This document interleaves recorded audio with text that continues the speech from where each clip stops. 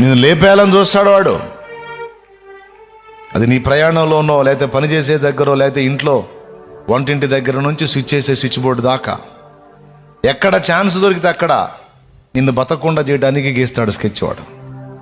మొదట వాడు చేయాలనుకునేది ఏంటంటే మనల్ని లేపటం. మోషేని అంతే చేయడానికి ట్రై చేశాడు, యేసయ్యను అంతే చేయడానికి ట్రై చేశాడు. గమనించండి, పసికందులుగా ఉన్నప్పుడే కాజేయడానికి ప్లాన్. వాడికి తెలుసు నీవు దానియేలు కంటే జ్ఞానవంతుడవు, నీకు మర్మమైనది ఏదీ లేదన్నాడు హెస్కేల్ గ్రంథం 28లో.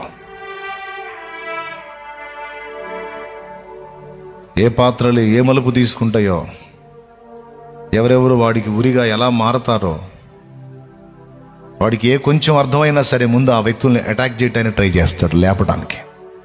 గుర్తుపెట్టుకో, నంబర్ 1, నీ ప్రాణం తీయటానికి ప్రయత్నిస్తాడు. దేవుని అద్భుతమైన కృప నీకు ప్రాకారమై ఉండి అలాంటివి ఎన్నో ఎదురైనా కూడా నువ్వు చావకుండా ఆయన నిన్ను సేవ్ చేసుకుంటాడు. ఇది దేవుని పని, ఇది దేవుని పని. 2, ఘోరమైనటువంటి శ్రమలలోనికి, ఒత్తిళ్లలోనికి నిన్ను నెట్టి నువ్వు ఊపిరి తీసుకోకుండా, నశించిపోతున్న ఆత్మల గురించి ఆలోచించకుండా, వారి విషయంలో నీ బాధ్యతను నెరవేర్చకుండా, నీ సంగతి గురించి, నీ వారి సంగతి గురించే నువ్వు ఆలోచించేటట్టు వాడు నిన్ను శోధిస్తాడు. ఇది 2వ కుట్ర.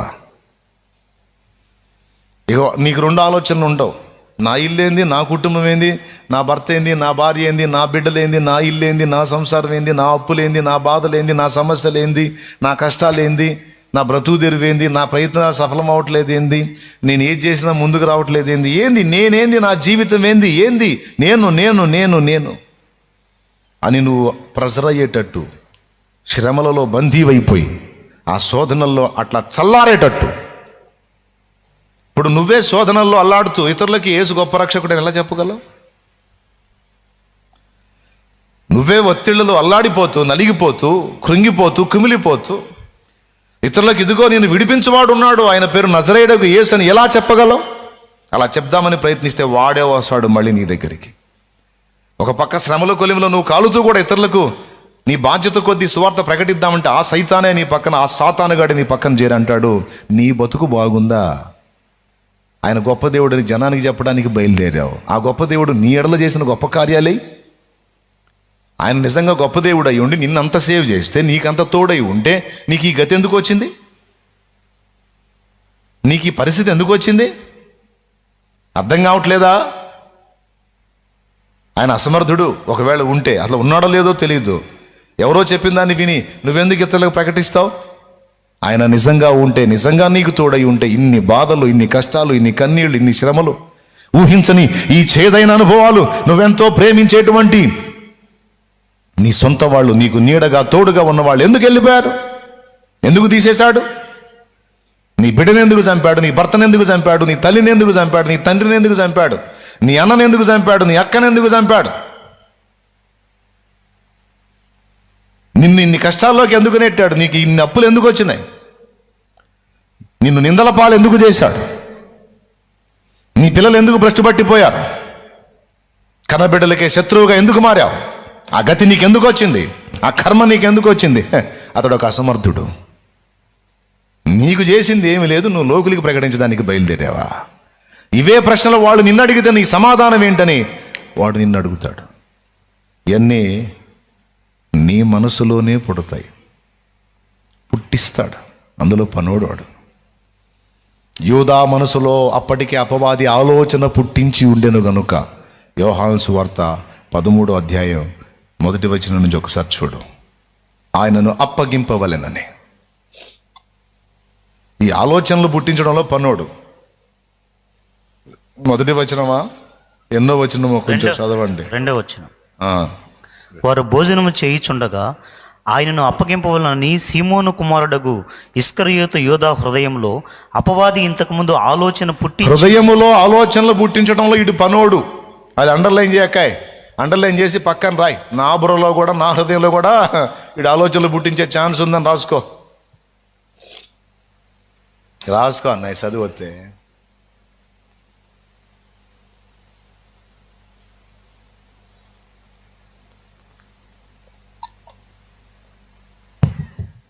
నేను సంధిస్తే అవకాశం ఇస్తే వీడు నాకు కూడా అలాంటి ఆలోచనలు పుట్టిస్తాడు. వీడు మామూలుడు కాదు. సంధి ఎందుకు? ఆల్రెడీ నీ శరీరంలో ఉందిగా దరిద్రం, పాపం ఇచ్చిద్ది. వాడికి సంధి వచ్చినప్పుడు నీ హృదయంలో పుట్టిస్తాడు ఈ ఆలోచనలు. ఇప్పుడేం చెప్పు? ఫస్ట్ నీ శాల్తీనే లేపడానికి ప్రయత్నిస్తాడు. దేవుడు మహాకృపతో తప్పిస్తూ ఉంటాడు. అది దేవుని పని. ఎందుకంటే ఎరగకుండా నీ మీద జరిగే అటాక్స్ నీకు తెలిసి కొన్ని జరుగుతాయి. నువ్వు అనుకుంటావు, అమ్మ తప్పించుకున్నానయ్యా అని. పిచ్చి ముఖం. నీకు తెలిసి జరిగినప్పుడు తప్పించుకున్నావు. నీకు తెలియకుండా నీ మీద నా మీద జరిగిన దాడులు ఎన్నో. మనకు తెలియకుండా మనల్ని ఆయన సేవ్ చేసినటువంటి ఘట్టాలు ఎన్నెన్నో. ఒప్పుకుంటారా? నీకు తెలిసి కొన్నిసార్లే చావు నీకు రాబోయింది. నీకు తెలియకుండా ఎన్నోసార్లు నీ మీద జరిగిన దాడుల్లో, నీ మీద చేసిన కుట్రల్లో దేవుడు నేను సేవ్ చేశాడు. కొంతమంది అయితే అసలు మనకి ఏ ఇబ్బంది కలిగించరు. సైలెంట్గా మాంత్రికుల దగ్గరికి వెళ్ళి అటు నుంచి దాడి చేస్తారు. అసలు మనకు అర్థం కూడా కాదు. కొంతమంది ఎక్కడెక్కడ గుంటలు తవ్వుతారో కూడా తెలియదు మనల్ని పతనం చేయటానికి. కానీ ఒక్క మంచి పని మనం చేసింది ఏంటంటే ఆయన యందు విశ్వాసం ఉంచటం, ఆయన పాదాలు పట్టుకోవటం. ఇందాక నేను చెప్పిన మిస్ అయిన ఇద్దరు కూడా ఆయన విశ్వసించని వాళ్ళు. ఒకవేళ విశ్వసించిన వాళ్ళైతే నా మాటకు విధేయత చూపేవాళ్ళు, విధేయత చూపితే బ్రతికుండేవాళ్ళు. నువ్వు చేసిన ఒకే ఒక మంచి పని ఏంటంటే ఆయన యందు విశ్వాసం ఉంచటం. ఆయనను నీ రక్షకుడుగా అంగీకరించి ఆయన రక్తంలో నీ పాపాలన్నీ కడుక్కొని బాప్తిస్మం పొంది నువ్వు ఆయన సొత్తు అవ్వటం నీకు చాలా ప్లస్ అయింది. లేకపోతే నీ శాల్తీ ఎప్పుడో, నా శాల్తీ ఎప్పుడో గల్లంత అయిపోయేది మనకి. ఆశ్చర్యం ఏంటంటే మనం ఇంకా మారు మనసు పొందకముందే మనల్ని సేవ్ చేశాడు చాలాసార్లు. మారు మనసు పొందిన తర్వాత మరి నిశ్చయంగా సేవ్ చేశాడు.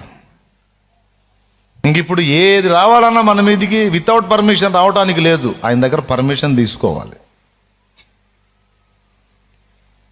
ఎందుకంటే నువ్వు నా సొత్తు అన్నాడు ఆయన.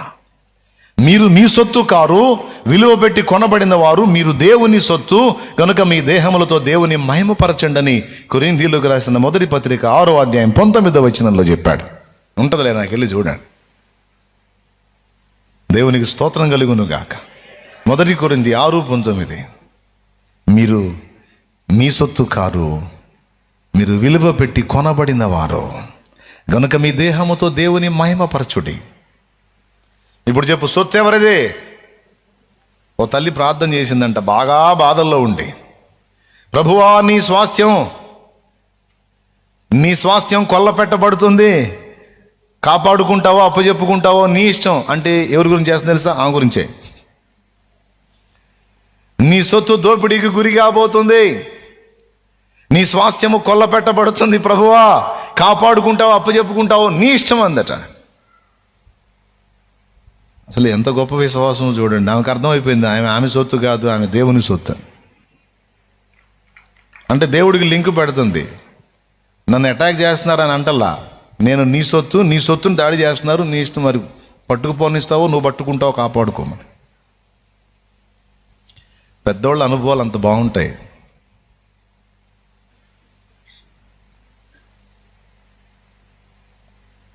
రెండు చెప్పాను దాడులు. ఒకటి పైకి పంపించడానికి ట్రై చేస్తాడు.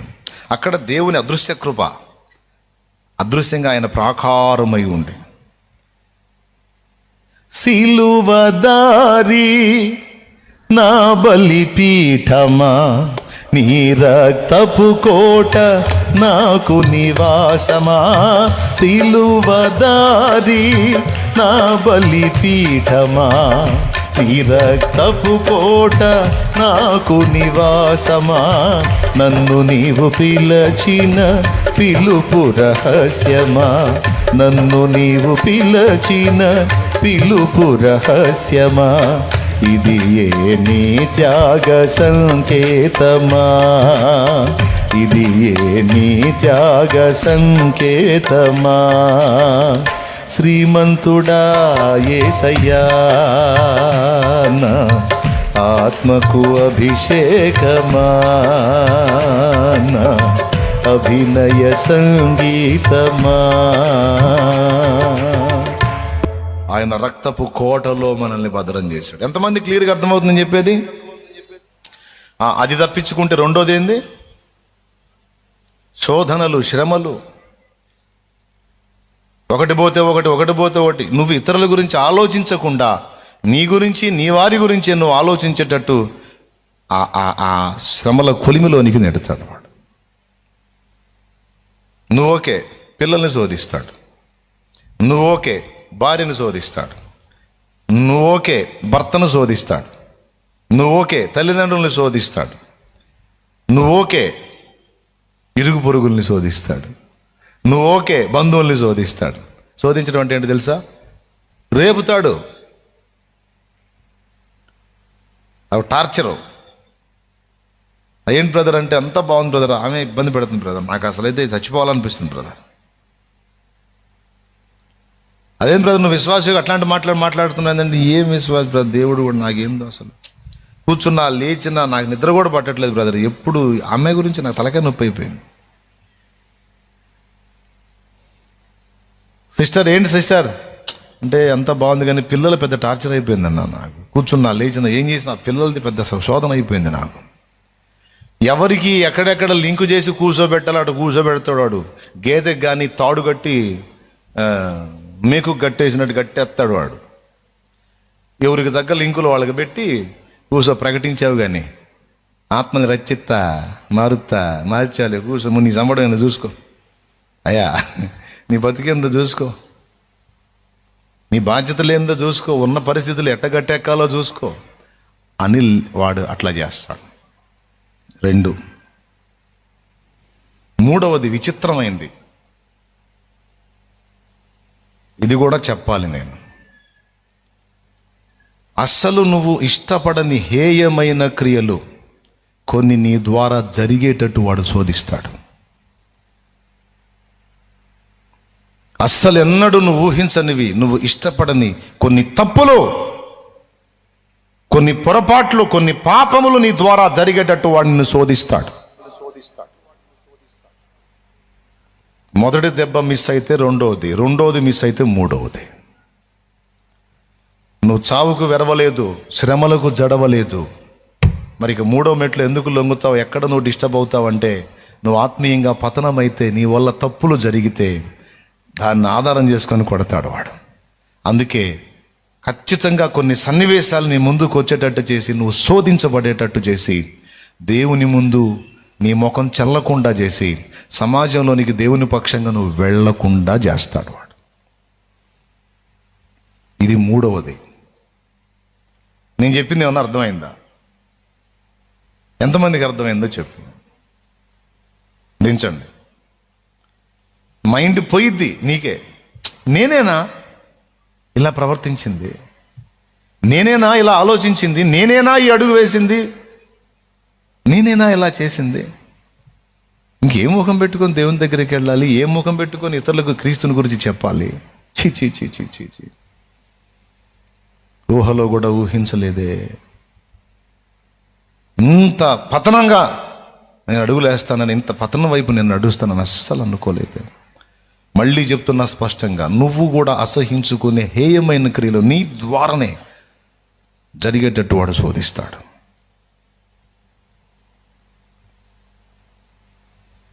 చాలా వివేచనతో పోరాడాలి. వివేకము గల నాయకుడివై యుద్ధం చేయమన్నాడు గ్రంథంలో.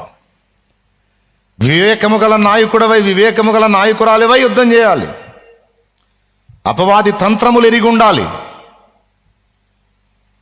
వాడు ఏ విధంగా కదులుతాడో, ఎట్లా ఎదురొస్తాడో, ఎలాంటి కుట్రలు చేస్తాడో, ఏ విధంగా మనకి గొయ్యి తవ్వుతాడో, అనేకులను రక్షించాలనుకున్న నిన్ను లేవకుండా తొక్కటానికి ఎన్ని దారులు వెతుక్కుంటాడో. ఎందుకో తెలుసా?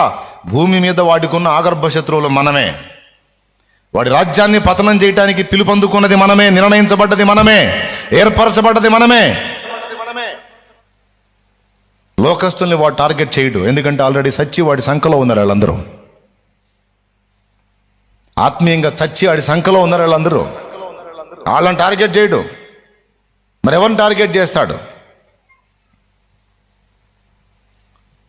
ఒక నాస్తికుడైన యజమాని దగ్గర క్రైస్తవుడైన పనివాడున్నట్ట. 3 రోజులు సెలవు పెట్టాడంట వీడు. ఎప్పుడు యేసుప్రభు యేసుప్రభు అంటుంటాడు, ఆయన ఎగతాళి చేస్తుంటాడు. 3 రోజులు సెలవు పెట్టి 4వ రోజు పనికి వెళ్తే, ఎరా ఏంది 3 రోజులు సెలవు పెట్టామన్నట్టు. అయ్యగారు ఏం లేదండి, పెద్ద శోధన వచ్చిందండి, ఈ 3 రోజులు ఆ శోధనతోనే సరిపోయిందండి. ఏందోనండి, ఒకటి పోతే ఒకటి ఈ శోధనలు చాలా ఎక్కువైపోతున్నాయండి, అందువల్ల నేను రాలేకపోయినానండి అన్నట్టు. అప్పుడు యజమానుడు అన్నాడు, రే యేసు ప్రభు దేవుడు అన్నావు, నిజమైన దేవుడు అన్నావు, నేను ఆయన భక్తుడిని అన్నావు. నువ్వు భక్తుడివి, ఆయన దేవుడు. అరే దేవుడు అనేవాడు శ్రమ పెడితే, శోధిస్తే, ఇబ్బంది పెడితే, కష్టాలు పెడితే అతన్ని ఒప్పుకొని నన్ను పెట్టాలా? అతన్ని అంగీకరించలేదు, నేను అతన్ని యాక్సెప్ట్ చేయలేదు, నన్ను పెట్టాలా? మరి నువ్వు అతన్ని నిజమైన దేవుడిగా గుర్తించాను అన్నావు, ఆయన్నే సేవిస్తూ ఉంటావు, రోజుకు 3 సార్లు ప్రార్థనలు చేస్తుంటావు, స్తోత్రాలు చెబుతూ ఉంటావు, అన్ని చేస్తుంటావు కదా, నువ్వు ఆయన భక్తుడివే కదరా, మరి నిన్నెందుకురా శ్రమలకు అప్పచెప్పాలి? సైతానుగాడు శోధించాడండి అన్నాడు.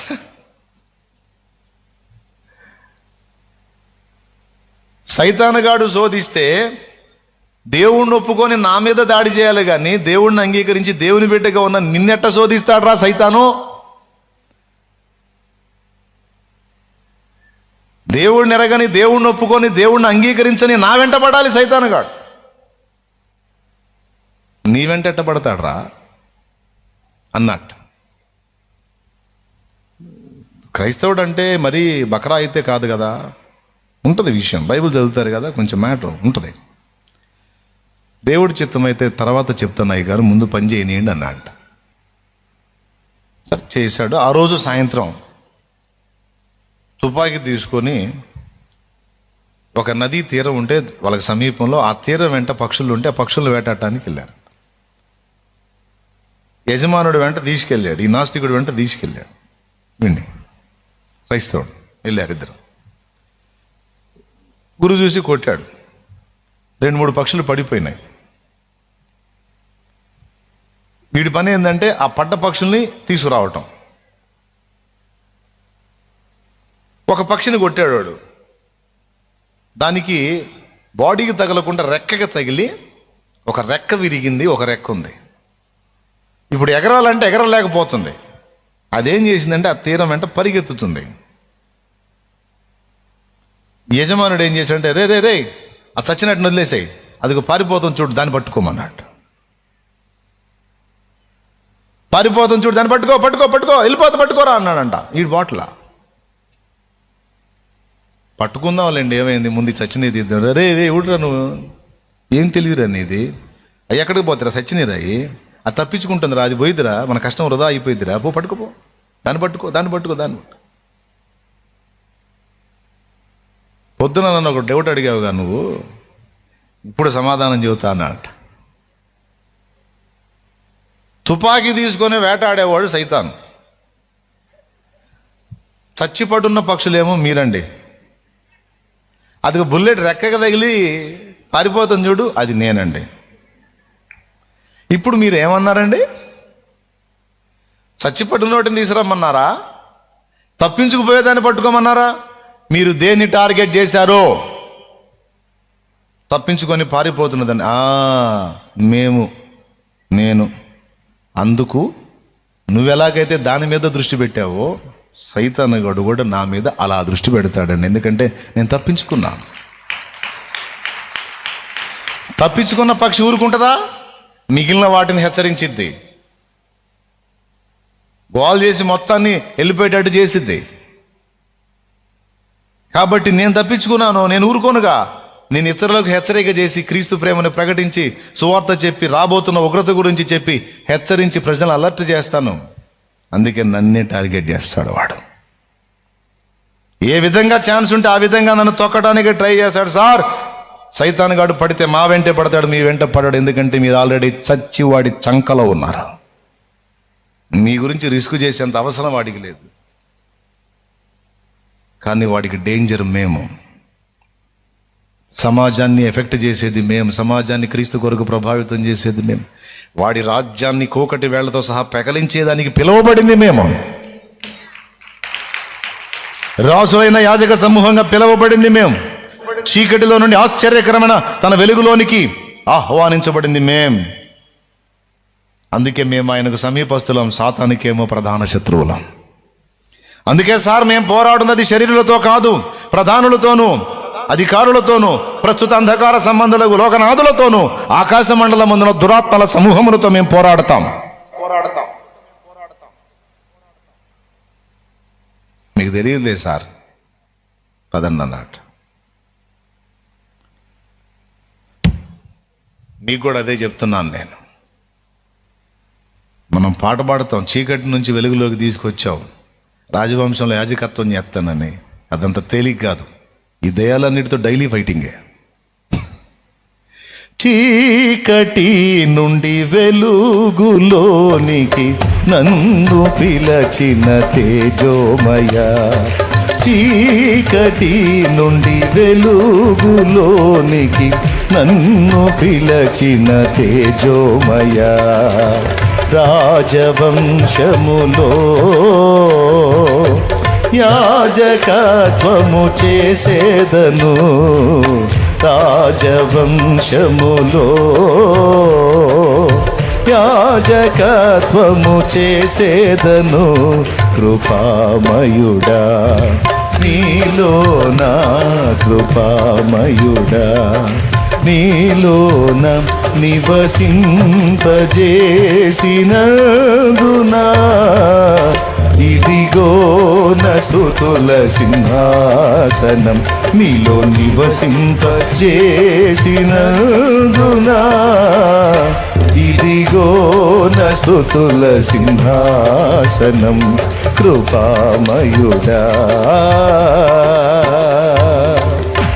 Praise the lord.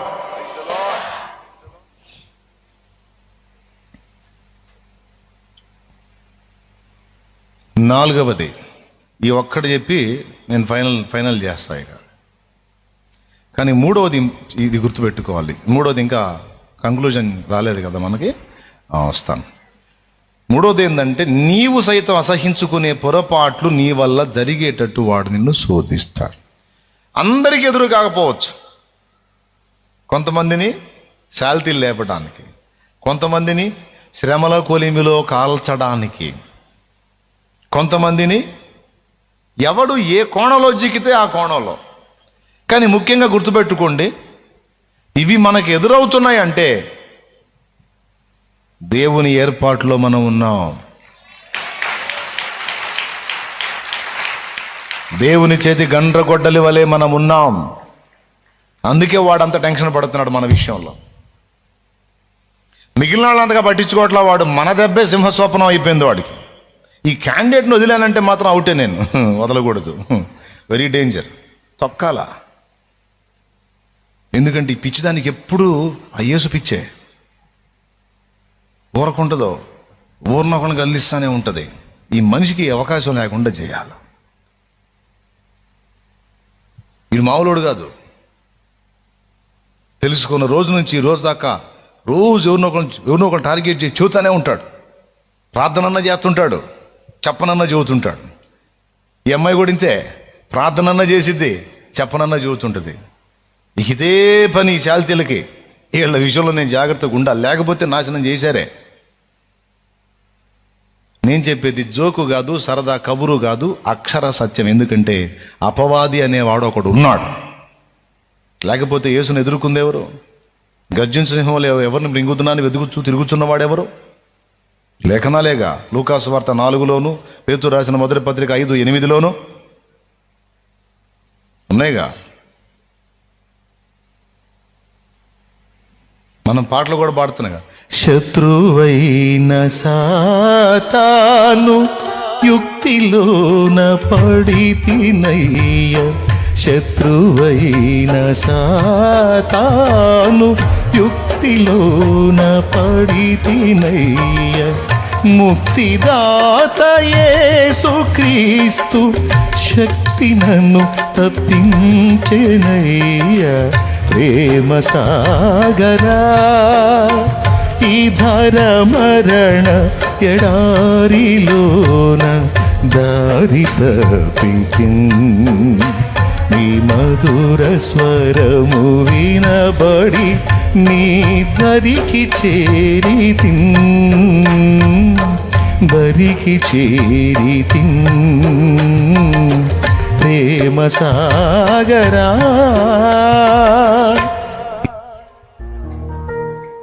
శత్రువైన సాతాను వాడు ఉన్నది నిజం.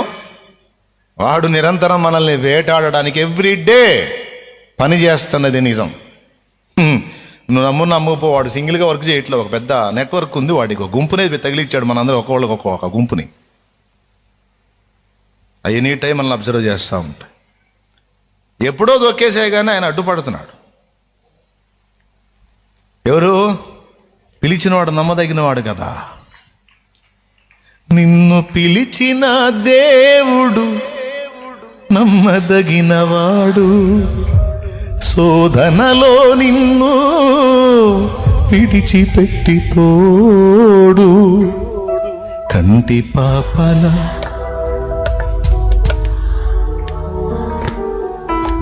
కన్న తండ్రిలా తోడుండి.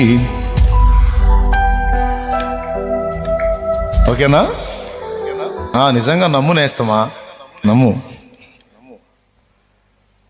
ఎంతో ఆశతో దేవుని పాదాల చెంతకు వచ్చారు. లైఫ్ లాంగ్ గుర్తుపెట్టుకోవాల్సిన విషయాలు చెప్తున్నాను. 4 చెప్తాను, అందులో 3 అయిపోయినాయి. ఆ 3వ దాని దగ్గర కొంచెం స్టాండ్ అయ్యాలి. ఎందుకంటే చాలామంది ఈ 2 అన్నా బయటికి చెప్పుకుంటారు, 3వది చెప్పలేరు. పక్కోడికి చెప్పలేరు. చేతి ఈడేమనుకుంటాడు, ఈడింత తేడా 2 పనులు చేస్తున్నాడు ఆయన అనుకుంటాడు. ఎందుకు పక్కోడికి చెప్పుకోలేడు, ఒక్క దేవుని ముందు తప్ప ఎవరికి చెప్పుకోలేడు మన రహస్య జీవితాన్ని. అది చాలా సెన్సిటివ్ పాయింట్, చాలా సున్నితమైన విషయం. మనం ఊహించని పొరపాట్లు, హేయమైన పొరపాట్లు మన వల్ల జరిగేట్టు చేసి వాటిని అడ్డం పెట్టి నువ్వు పనికి రావు, నువ్వు అంగీకరించబడవు, నువ్వే తేడా వచ్చేస్తా, తేడాలో బ్రతుకుతా, నువ్వే తేడా అయి ఉండి నువ్వే అడ్డదిడ్డమైన క్రియలు చేస్తా, నీ బతుక్కే నీ రక్షణ ఉందో ఊడిందో తెలీదు, నీకే గ్యారెంటీ లేదు, లోకులకు చెబుతాను, ముందు నీ సంబడం ఏందో చూసుకో అని మెంటల్ టార్చర్ చేస్తాడు వాడు. చాలామంది మంచి పాత్రలు ఇక్కడే దెబ్బతిన్నారు, ఇక్కడే దెబ్బతిన్నారు. మరి ఇప్పుడు ఎట్లా? ఇక్కడ నువ్వు గుర్తుపెట్టుకోవాలి, నువ్వు దేవుని చేత గండ్రగొడ్డలి వంటి పాత్రవై క్రీస్తు కొరకు నిలబడిన వ్యక్తివై సాతానుకు తలనొప్పి అయితే నీకు ఈ స్థాయిలో తగులుతుంది శోధన. కాకపోతే తగలదని కాదు, సావు రూపంలో కావచ్చు, శ్రమ కొలిమి కావచ్చు, ఈ ఒత్తిడి కావచ్చు, మొత్తానికి ఏర్పాట్లో ఉన్న పాత్రవి. అందరికీ ఒకటే వచ్చిద్దని చెప్పను, మళ్ళీ గుర్తుపెట్టుకోండి. ఎందుకంటే కొంతమంది సైకాలజీ చెప్పనా, మరి అన్న చెప్పాడు కదా దరిద్ర పనులు చేస్తారు మీరని, నాకేంది ఇంకా ఏ ఛాన్సులు రావట్లేదండి దరిద్ర పనులు చేయడానికి, కానీ దరిద్రపు ఆలోచనలు చేసే అవకాశం, అందుకే నేను చెబుతున్నా. మళ్ళీ ఇది ఎటుపోయి ఎటు వచ్చిందంటే, మీరు ఖచ్చితంగా తిరిగి జన్మించిన వారైతే పాపంలో పడే ఛాన్స్ ఉంది. ఉంటేనే నువ్వు జన్మించినట్టు అన్నాను అనుకో, ఈరోజు సాయంత్రమే పోయి పడతారు. అర్థమైందా? క్లియర్గా అర్థమైందా? అమ్మో, చెప్పేటప్పుడు చాలా జాగ్రత్తగా ఉండాలి. లాగి తంతాడు, ఎట్లా చెప్పావరా నువ్వు, జనాన్ని పాడు చేసేటట్టు చెప్పావా, నిలబెట్టేటట్టు చెప్పావా అని. పడ్డవాళ్ళు లేవటానికి చెబుతున్నాను కానీ నిలబడ్డాడు పట్టడానికి చెప్పట్లా. క్లియర్గా ఉందా? దేవుని ఏర్పాటు, దేవుని ప్రణాళిక మన మీద, అందరి మీద, మనందరినీ వాడుకోవాలనేది దేవుని దయాపూర్వక సంకల్పం. అయితే మనల్ని అలా వాడబడకుండా చేయడానికి దుష్టుడు అనే కుట్రలు త్రివిధములు చెప్పాను. 3